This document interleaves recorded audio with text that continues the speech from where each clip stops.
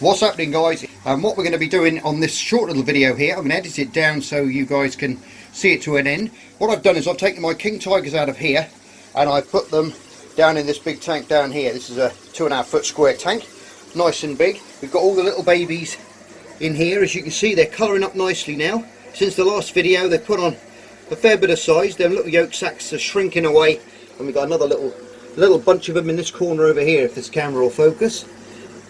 No, it's not going to do it. But what we're going to do is we're going to have a right little swap around. All the other zebras are doing fine. The little neons are doing great. They're in there as well. So we've got the big tank down there, loads of separate little jars and things. And what I'm going to do is I'm going to clean this tank out here. I've got some nice black substrate down there, which will really make their colours pop when they get a little bit older. I'm going to keep it quite a minimal scape across here. We're just going to put the black sand in. And obviously I've got a lot of rubbish in there because there was a lot of Plex in here before and they produce a lot of waste, so that was between the pots. So that's going to be all hoovered out. I'm going to take the majority of the water out, probably leave around, I don't know, maybe 10 or 20% in there, and then fill it up with some fresh dechlorinated water and half RO DI water, which I'm going to put back in as well and get my levels right. 6.5 on the pH on there.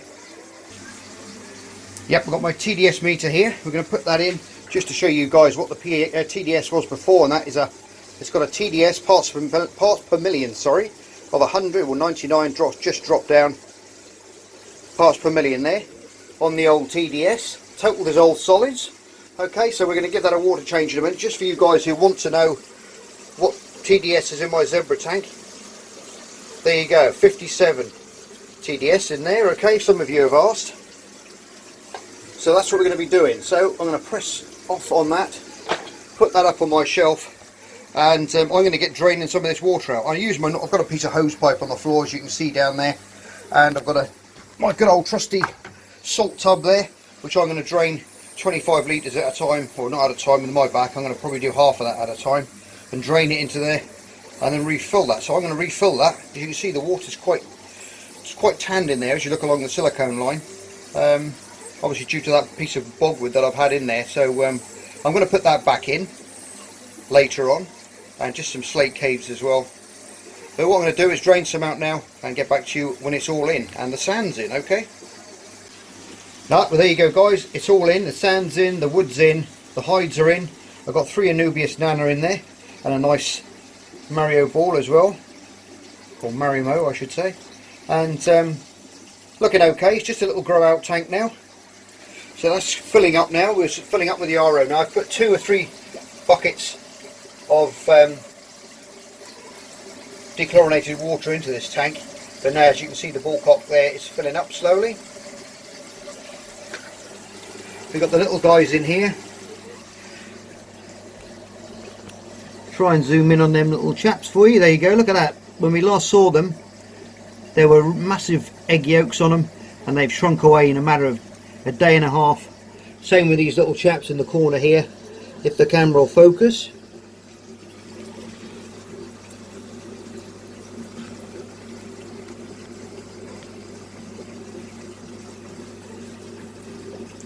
There you go, it's not too bad. You can see that coloration coming in nice. There's 3 tigers there as well. There's one of them.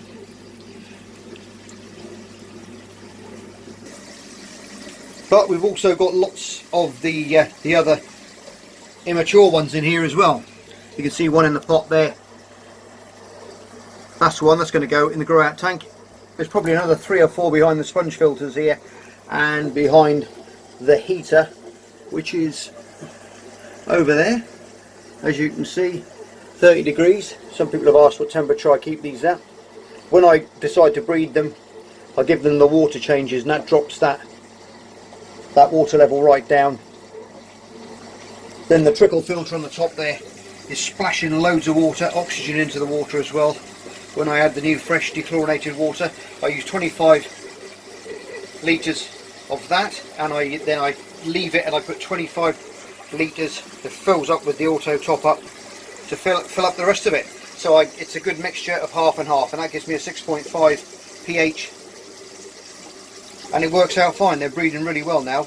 Once a month I'm getting the young ones out. This, like I said, is the best hatch rate, best Christmas present I've had this year, that's for sure. Better keep quiet because the wife's probably listening. But that's done. So moving around now, that's all done now. We're going to leave that settle overnight, let that come up to temperature. Those are two very well cycled filters because they were in there with the king tigers, who are all down in that tank now, hiding away in amongst their pots. But that's where these little guys are going to go. That's going to be my little zebra pleco, piping citrus, little grow out tank. Probably put a couple of more little slate hides in there as well. They're probably going to wriggle in there, so small they're probably going to go in these little tiny holes in the base there and wriggle in amongst that at first, because they're going to be so small around the bottom of the sponge filters as well. And they're all going to be little happy campers in there, I think. Anyway, right, okay guys, I've set their tank up now. As you can see, we've got some Manubius Nana in there. Nice little pipes I've put in there, which I made out of food grade safety plastic pipe, which we use for our aquarium plumbing. I just made one of those up a while ago for some of the shrimp that I had. But I put that in there, which looks quite good. We've got the black sand in now, and I've got all the babies in. Now what I've also done is given this a water change as well with these guys, and I've taken out, I've just put some Indian almond leaves in there to soak overnight. Cleaned out all the filters, everything's done. All these guys are up in their little tubes again. Now I've taken out all the babies out of here as well, so you can see the difference in them already and how much they've grown just in that short period of time since the last video. I'll try and get you a nice view from the top and get in some zoom in for you. So there you go, you can see they're pretty well striped up now and looking good. We've got 10 of those in there and 3 of those king tigers as well. Those little, they're the ones with the extra yellow yolk sacs you can see. But I've taken out the other 8 which are in this pot here. I'll just zoom out again. And there's some of the babies in there. We've got 8 babies in here. I'll just move that Marimo ball out of the way, and you'll see them they're all hiding underneath it. Look at those little guys, absolutely fantastic. Now I've just been acclimating these over the last sort of hour or so, and they're all ready to rock and roll now, ready to go in. So I thought I'd show you them now before I put them in, because they're very, very secretive zebra plecos. So as soon as we put them in the tank, they're going to disappear pretty quick and hide amongst the pipework and things. So I'm going to set you up and I'll see you can see them come out then, okay? With this tank I've got the Indian almond leaf in there as well, because they will chew on those. So I'm just going to tip this up now slowly. There you go, they're starting to fly out of there already. There's a little bit of debris in the water there, but that's nothing to worry about. The filters will soon get that out. I'll just turn it. I think that's probably most likely come from that Marimo ball. Here they come. Come on in, little guys. Off you go. Making sure they're all out. There you go. Now they're all out. I'm just going to put that light back on again, and then see if we can see a few. There you go. There's a few on the side of the glass there. One on the filter. Nice little guy there. Panting away a little bit there, a little bit stressed.